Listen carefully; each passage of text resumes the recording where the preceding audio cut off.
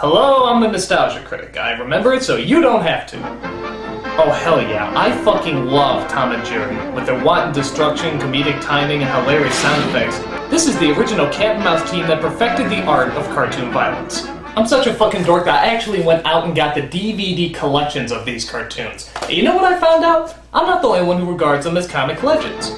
There's directors, historians, and even comedy stars like Whoopi Goldberg and Mad TV cast members who all see Tom and Jerry as comedic gold. With a comedy team so legendary, you'd think Hollywood would put some real time and effort into their first feature-length film together. They do not. Instead, we got Tom and Jerry the Movie, a 1992 film about, what else? Tom and Jerry. But now wait a minute, a Tom and Jerry cartoon is about 7 minutes long with just slapstick and silent humor. How can you possibly make an hour-and-a-half movie out of this? Well, let's take a look. In the opening credits, we see Tom and Jerry doing what they do best, chasing each other. And here's our first problem, voice actors. Tom and Jerry had little to no voice actors in their cartoons, but hey, maybe the slapstick will be funny. Even the slapstick is wrong! I mean, this is Tom's yell. And this is the movies. God, that's not nearly as funny. And look at this. When Tom gets cut in half in the cartoon, it's humorous. When Tom gets cut in the movie... Oh my god, that's blood! They have to show blood in this! What are they, fucking psychos? Yeah, and here's a real joke. Creative consultant Joseph Barbera. That means they just went up to him every day and asked, "Is this destroying your creation? Is this nothing like your original vision?" Yes. Good! So the film begins with Tom's owners moving away, but Tom accidentally gets flung out of the car and is forced to stay at home. It turns out the owners move just in time as their house is being bulldozed to the ground. Tom and Jerry escape, but are left without a home, so the two of them have to roam the streets looking for food and shelter. These are the only good parts of the movie, where Tom and Jerry tried to decide whether they should help each other out or not, and all without any dialogue. There's even a cute in-joke with a restaurant called Bill and Joe's, obviously referencing Bill Hanna and Joseph Barbera, the show's creators. But it all goes downhill when they meet this singing gay dog and his obnoxious little flea named Frankie. Instead of being pals, you're fighting like a cat and a mouse. They are a cat and a mouse, Pugsy. They gotta learn to be pals or they ain't gonna make it out here. It's like Peter Falk and George Carlin's secret love child, except a dog. The name is Pugsy. What's yours? I'm Tom. I'm Jerry. What the hell? Did they just talk? Did Tom and Jerry, one of the most famous silent duos of all time, just speak to each other? No. It's gotta be a mistake. I gotta be hearing things. I'm gonna just go ahead and eat my customary 3-pound watermelon and drink my traditional pitcher of sangria both at the same time while I confirm how wrong I was about this ridiculous misunderstanding. What do you think I am, a dummy? You said it. Holy crap! They talked! They actually talked! The apocalypse has finally begun. Earthquakes, volcanoes, the dead rising from the grave. Human sacrifice, dogs and cats living together, mass hysteria. Unbelievable. I mean, just unbelievable. The one rule that you never break, and they broke it in the first 10 minutes. I mean, isn't that like one of the 10 Commandments or something? Thou shalt not lie, thou shalt not covet thy neighbor's wife. Tom and Jerry don't talk. But wait, it gets worse. Not only can they talk, but they can also sing. We two, we're friends to the end. Ain't we, my friend? You'll never find two other guys compatible in steak and fries. But wait, it gets worse. Not only do they like to sing about how they don't like chasing each other and how they enjoy being friends. The greatest gift in life's a friend. He's the daily dividend. Be like us and start a trend. We're friends to the end. Hey, you guys are the greatest! I love it! You are terrific. My God. Tom and Jerry are dead. Alas, poor Tom and Jerry. I knew them, viewing audience. Two fellows of infinite jest of most excellent fancy. They have borne me on many hilarious antics 1,000 times. And now, how abhorred in my imagination it is. My gorge rims at it, whatever the hell that means. Here hung those lips that have been mangled I know not how oft. Where be your screams now, Your torn limbs, your shattered teeth, your set of bowling pins that were wont to set children and adults on a roar. Not one now to mark your antics. Whiskers fallen. Now, get you to Hollywood's chamber and tell them, let them stop this douchebaggery that shocks and terrorizes those with most excellent humor, and show them what made such great laughter so great. Make them laugh at that. Shit fuckers. Okay, so after Tom and Jerry become friends, Pugsy is taken away, thank God, by a pair of Mexican wrestler dog catchers. So Tom and Jerry set off on their own, while running into a strange gang of alley cats who like to do nothing more than to... We got no time for taste. Sing another song? Oh, come on! I already had one song cut the nuts off my childhood! I don't need another! Look at this, it's like West Side Pussy. I mean, how can anyone find this entertaining? It's just torture!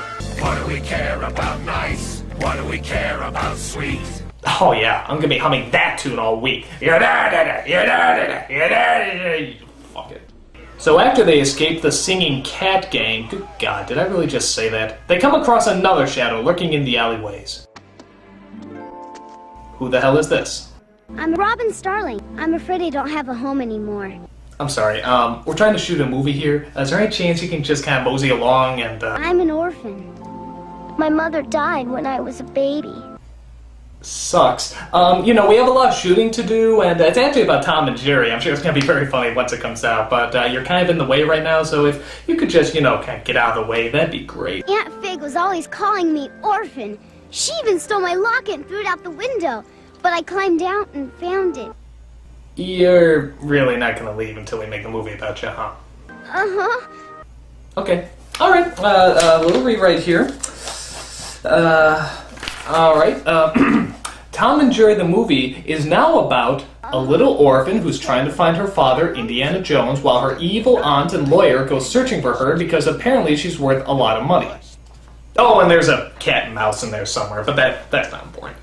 So yeah, you're probably thinking, what the hell does this have to do with Tom and Jerry? Well, I guess the writers felt that the story needed a little bit more conflict, because, you know, Tom and Jerry didn't have any conflict whatsoever. So after talking under Exposition Bridge, Tom, Jerry, and Robin decide to go back to her aunt's house, because they figure a bad roof over their heads is better than no roof at all. I never thought anyone could depict an actual representation of a giant purple people eater, but if there's anything that comes close, it's Robin's aunt, who seems to be consumed by one thing. We've got to have money. Oh, sounds like the producers of this movie. So they talk about what they're gonna do with Robin and... Oh no, please, not another one. I'll do anything. I'll do your taxes, I'll shave your back, I'll prostitute myself for money, just please, not another one! Money is such a beautiful word. These fucking songs are horrible! It's like Alan Menken's puke somehow mutated and started writing music! That's disgusting. So you might be asking yourself, is there any slapstick in this movie? Well, there's a fat dog on a skateboard who seems to pester Tom and Jerry as they try to eat. Special. Oh yeah, and he sounds like Gollum. But again, why isn't it Tom and Jerry doing all the slapstick? I don't give a shit about the dog. I'm just praying they put him to sleep by the end of the movie. That goes double for me. After making a mess of the place, Robin's aunt decides to send Tom and Jerry to a person who takes care of pets named Dr. Applecheeks. By the way, have you noticed the strange names in this movie? Dr. Applecheeks, Aunt Fig, Mr. Lickboot? These are sounding more like abstract fetishes. So it turns out Dr. Applecheeks holds rich pets ransom and gives them back to their owners for outrageous amounts of money. How do I know this? Because he sings about it, of course! Yes, animals are business, a money-making business. I don't think so. So while in the pet prison, guess who they bump into? No, not him. You! You killed Tom and Jerry! You turned them into friends and ruined the franchise! What? So Tom and Jerry escape and try to help Robin get reunited with her father. Hey look, it's Tom Sawyer and Huckleberry Finn! I've been watching this movie too long. But a giant ship separates our heroes as Robin wakes up in an unknown house.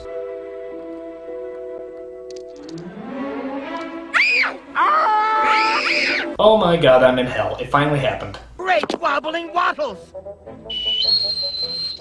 Avast and heave to there, mate. You are the lucky guest of Captain Kitty. Oh, yes, and my first mate, Squawk. He's funny. No, he's frightening. So, while Robin is stuck watching Captain Kitty's psychotic episode, she manages to tell him where she's going. Tibet. Have you been to Tibet? I don't know. Why don't you sing about it? I've done it all. Why does everybody have a song in them? Doesn't anybody just say yes or no anymore? Slayed Carnegie Hall. Nothing at all. I played Macbeth on Shut up. and got pneumonia twice. Shut up. Can't have it all. Shut up! Montreal. The road was small. From Saskatoon to Minneapolis.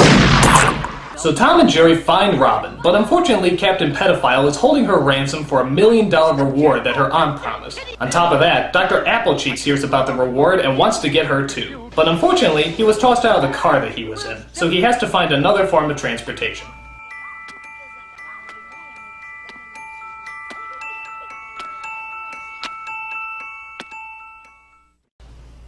What the hell was that about?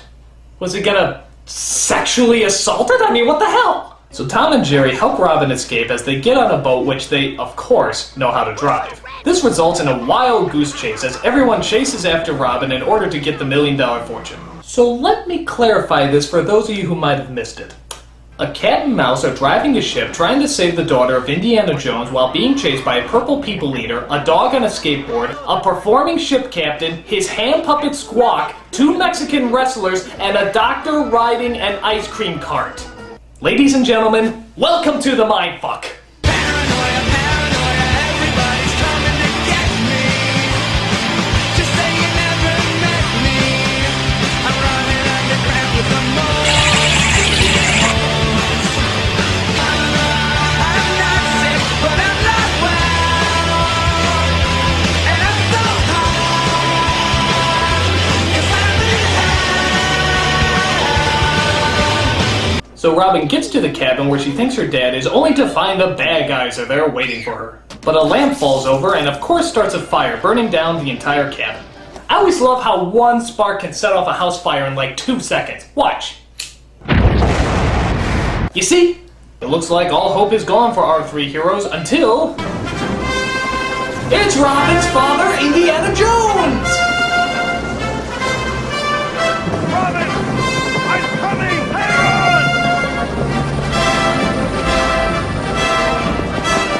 He rescues his daughter and leaves Tom and Jerry to burn alive in the fire. Wait, what?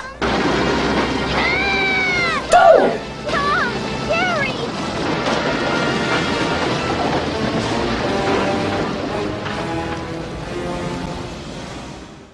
That's... dark. They're gone! My best friends are gone! Don't cry, Robin. We'll find them.